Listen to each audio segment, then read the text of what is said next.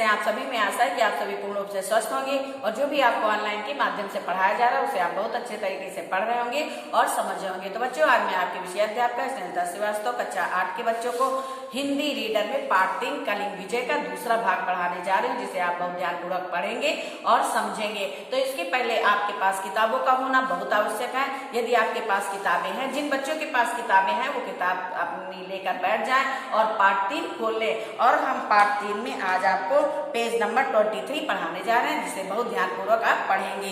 तो अभी तक आपने पढ़ा कि अशोक जो है कलिंग विजय के बाद ये सोचता है कि हम सबसे महान जो है सम्राट हो गए हैं, अब हमारा कोई दुश्मन नहीं है। तो कलिंग की राजकुमारी जो है वेश बदलकर राजा के दरबार में आती है गायिका के रूप में, और वो गाना गा गा करके, मतलब जो भी कलिंग युद्ध में उसके घटना घटी, उस घटना को वो गा गा कर अशोक को सुनाती है, जिससे अशोक का हृदय परिवर्तन होने लगता है। आइए हम आगे पढ़ते हैं। अशोक मेरी विजय, अशोक कहता है मेरी विजय हुई है। गायिका सम्राट, कलिंग की राजधानी उजड़ गई है, कलिंग का हरा भरा देश वीरान पड़ा है, सच बताइए क्या यह आपकी विजय है? अब अशोक कहता है कि मेरी विजय हुई, कलिंग के युद्ध में सभी लोगों की हत्या हुई है और कलिंग राज्य हमारा हो गया है, हमारी विजय हुई है। तो गायिका कहती है, गायिका कौन है? वो कलिंग की राजकुमारी है। तो वो कहती है कलिंग की राजधानी उजड़ गई है, कलिंग हरा भरा देश था वो अब वीरान पड़ा है, क्या सच यही आपकी विजय है? अशोक मेरी विजय, अशोक कहता है कि मेरी विजय। गायिका, और सुनिए सम्राट, 1 लाख से ऊपर युवकों की लाशें मैदान में पड़ी हैं, सहस्त्रों आपके बंदी गृह में सड़ रहे हैं और जो बचे हैं उनकी आत्माएं झुलस चुकी है, मर चुकी हैं, बताइए इसी में आपकी विजय है? अब गायिका कहती है कि 1 लाख से अधिक सैनिक कलिंग युद्ध में मारे गए और सहस्त्रों जो है आपके बंदी घर में सड़ रहे हैं और कुछ की आत्माएं झुलस चुकी हैं, बताइए क्या यही विजय है? रेखा, बौद्धों की दुर्बल नीति किसी और को समझाना, गायिका सम्राट को परामर्श देना तुम्हारा काम नहीं है। अब रेखा कहती है कि ये जो तुम समझा रही हो, ये बौद्धों को यानी कि बौद्ध भिक्षुओं को समझाना, ये तुम सम्राट को परामर्श नहीं दे सकती हो। अशोक, कहे जाओ गायिका। अशोक की आंखें खुल रही हैं। अब अशोक के अंदर थोड़ा परिवर्तन आ रहा है, वो कहता है कि गायिका तुमको जो कहना है वो कहती जाओ। रेखा, ये क्या कह रहे हो सम्राट, ये तुच्छ भिखारियों की बातों में पढ़कर? अब रेखा कहती है कि सम्राट, ये तुच्छ भिखारी ने इसके कहने में मत आइए।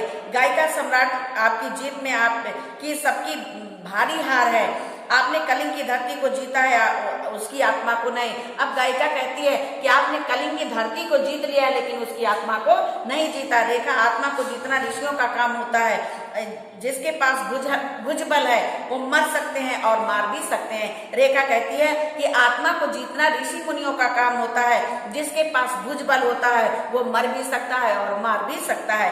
गायिका, भुजबल, सम्राट ने किस भुजबल का प्रयोग किया? उन हजारों सैनिकों का ही तो जिन्हें आप पाटलिपुत्र से लाए थे, उनसे पूछे क्या इस हत्या में वे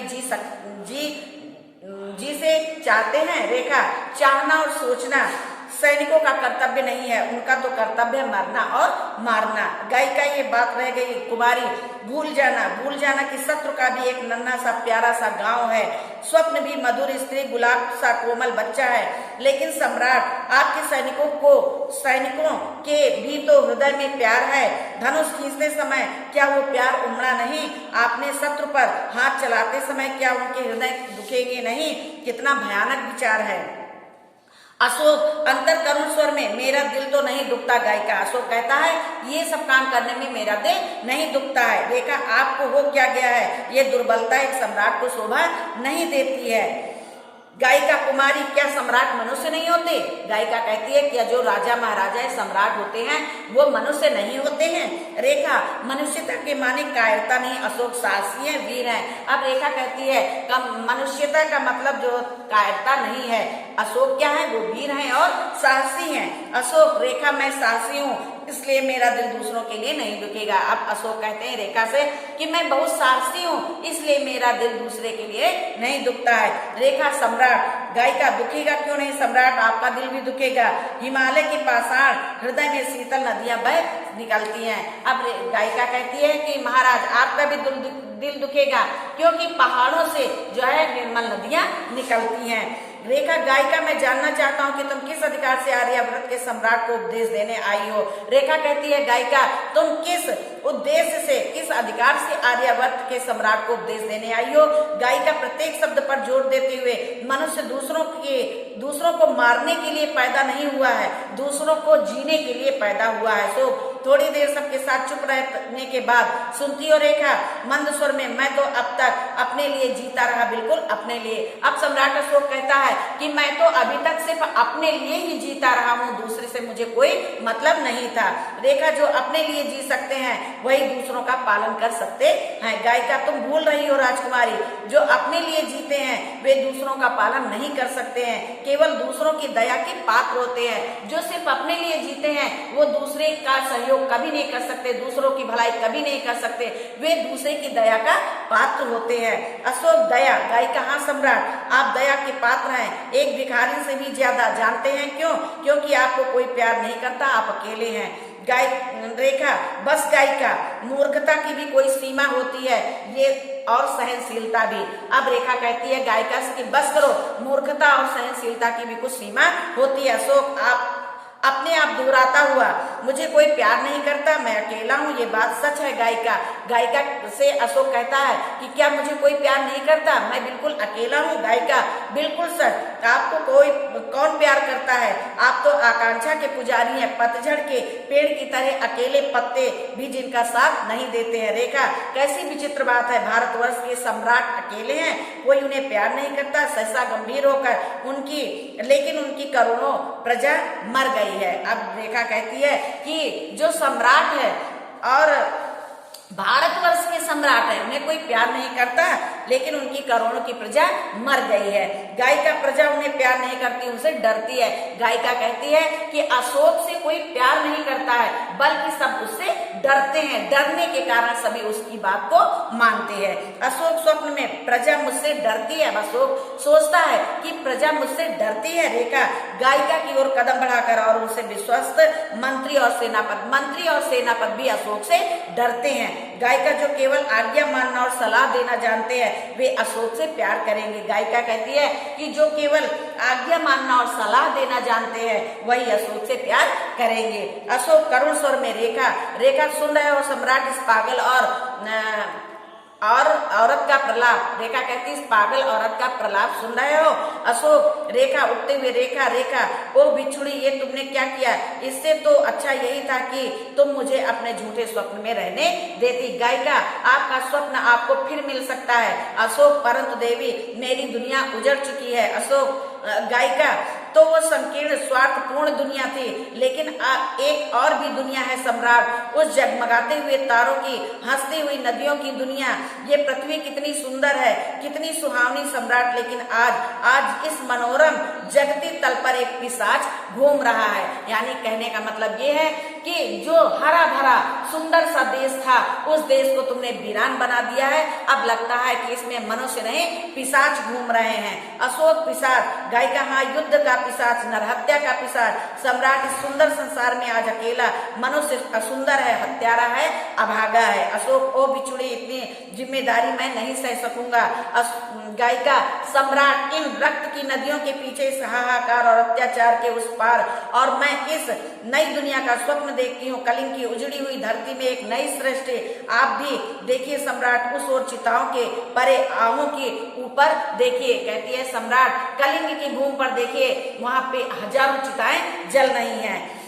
अशोक, मैं कोशिश करूंगा देवी। गायिका, मैं देख रही हूँ सम्राट, उज्जवल प्रभात, भगवान बुद्ध की करुणामयी किरणों से अलौकिक प्रभात मैं देख रही हूँ। भारत भूमि के कोने कोने में उनके पावन संदेश का प्रचार, आर्यावर्त के हर नगर में शिलालेख और स्तंभ, और देख रही हूँ सदियों बाद संसार के हृदय मंदिर में अशोक की प्रतिमा, सच्चे धर्म के पुजारी की प्रतिमा।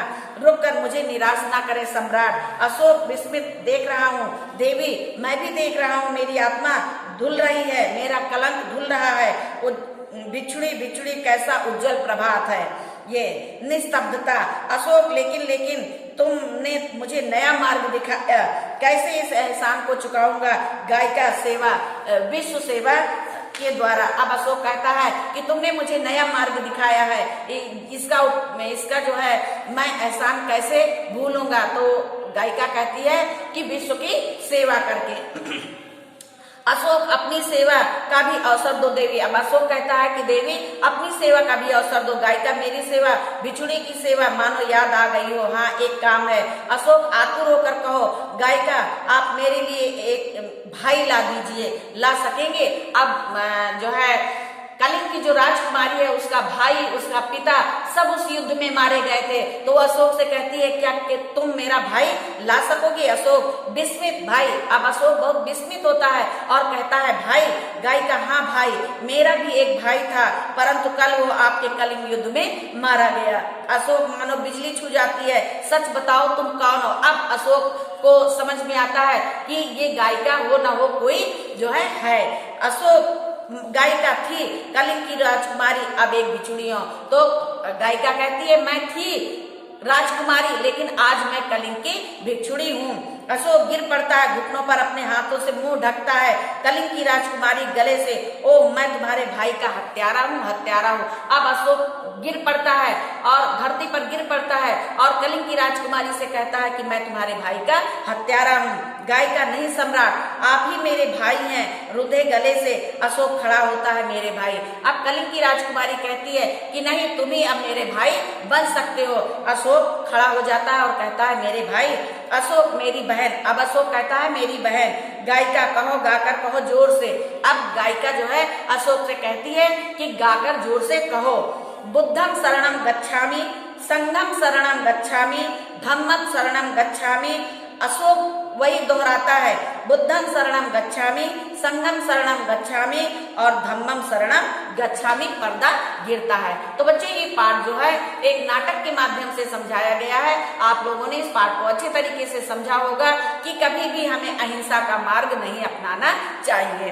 तो आइए हम इसके शब्दार्थ अब आपको जो है अभ्यास कार्य में बताते हैं।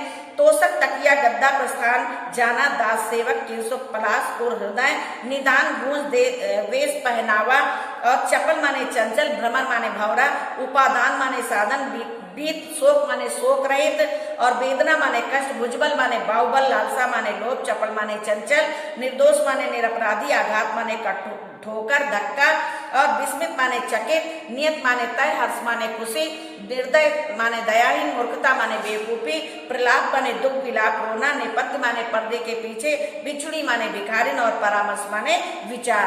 आइए मौखिक आपको बताते हैं। नंदिनी किस काम में लीन थी? सब वस्तुओं को सजाकर रखने में लीन थी। अशोक कलिंग की राजकुमारी के बारे में क्या कहता है? अशोक कलिंग की राजकुमारी के बारे में कहता है कि सुना है कि वो बहुत बिछुड़ी हो गई है। आप तो ऐसे सुन रहे हैं जैसे आकाशवाणी हो। ये शब्द किसने कहे? रेखा ने। गायिका अपने गीत को किसके जीवन का कठोर सत्य बताती है? सम्राट अशोक का। रेखा भुजबल के बारे में क्या उद्गार प्रकट करती है? रेखा कहती है जिसके पास भुजबल है वे मर सकते हैं और मार सकते हैं। गायिका किसे अपना भाई बनाती है? गायिका सम्राट अशोक को अपना भाई बनाती है। अब लिखित प्रश्नों के उत्तर हम आपको पीडीएफ के माध्यम से भेजेंगे जिसे आप लिखेंगे। अब किसने और किससे कहा ये आपको अपने आप करना है। इसके बाद ये यहाँ पे लिखा है दिए गए गद्यांश को ध्यानपूर्वक पढ़ो और संबंधित प्रश्नों के उत्तर दो। उपयुक्त कथन किसके द्वारा कहे गए? गायिका के। किसकी करुणामयी किरणों से प्रभात को आलोकित करने की बात कही गई है? भगवान बुद्ध की। आर्यवर्त के हर नगर में क्या दिखाई दे रहा है? शिलालेख और स्तंभ। इनके समानार्थ शब्द लिखो। समानार्थ का मतलब बच्चों पर्यायवाची होता है। सुबह माने प्रभात, उज्जवल माने साफ, संदेश माने समाचार, संसार माने विश्व और प्रतिमा माने मूर्ति, सम्राट माने बादशाह या राजा। इसकी बात है मूल शब्द की योग से शब्द बनाना है। गा अगाध, अभागा, आयोग, दरोगा, भय, अभय, अभाज्य, अभियोग, अभिनय, दोष, प्रदोष, सदोष। इसके दो ही आपको शब्द लिखने हैं। भव, अनुभव, अनुभ्य, अनुभवी, असंभव। ठीक है। अब इसके बाद दो दो पर्यायवाची हैं। सम्राट, राजा, बादशाह, भवन, सदनालय, युद्ध, लड़ाई, रण, फूल, पुष्प, सुमन, मनुष्य, नर, मानव, दुनिया, संसार और विश्व। आइए हम आपको इनके अर्थ बताते हैं।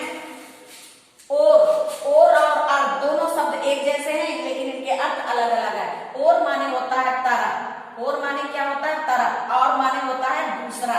और माने क्या होता है? दूसरा। इसी प्रकार चपल माने होता है चंचल। चपल माने क्या होता है? चंचल। और चप्पल माने होता है पादुका, जो पैर में पहनी जाती है, पादुका। सजल माने होता है भीगा हुआ, सजल माने होता है भीगा हुआ। और बिटप माने होता है वृक्ष, बिटप माने क्या होता है? वृक्ष। इसके बाद दिन माने होता है दिवस, दिन माने क्या होता है? दिवस। और दिन माने होता है गरीब, दिन माने क्या होता है? गरीब। दोनों शब्द एक जैसे हैं, सिर्फ एक मात्रा यहाँ पे दिन में छोटी मात्रा है और दिन में बड़ी मात्रा, लेकिन इन दोनों शब्द कहने सुनने में एक जैसे लगते हैं, लेकिन इन दोनों के अर्थ अलग अलग हैं। फिर यहाँ पे सर माने सिर होता है, सर माने क्या होता है? सिर। और सर माने होता है बाण, सर माने क्या होता है? बाण। और पराग माने होता है फूलों का रस, पराग माने क्या होता है? फूलों का रस। और मरमर माने होता है बहुत भयानक, मरमर माने क्या होता है? बहुत भयानक।